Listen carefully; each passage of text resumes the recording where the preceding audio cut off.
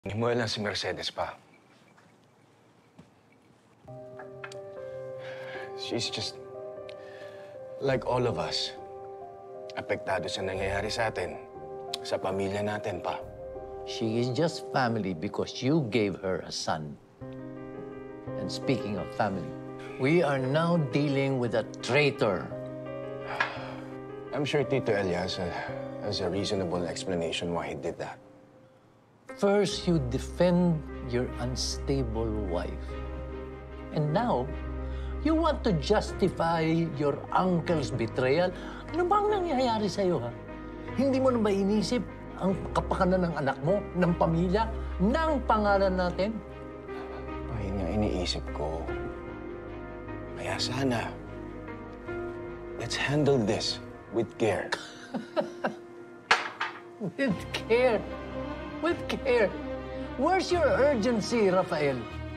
Alam mo kung ano na mangyayari dito na susunod. Ihaharap nila si Moises sa media with the president as his backer. Let me talk to Tito Elias. Mahihirapan na tayo. Talk is cheap. Let me handle this. Anong gagawin niyo? Akong bahala. Pa!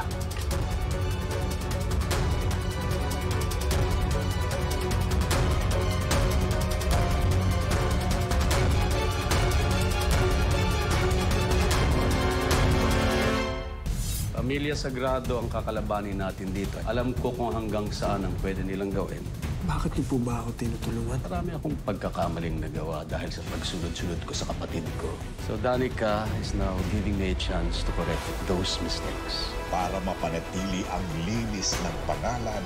Ang laki na ng problema ng pamilya natin, ng anak mo. Si Tito Jaime, gagawa niya ng paraan to. Pero sa akin, nasa ng tiwala mo. May handang dumihan ang mga kamay.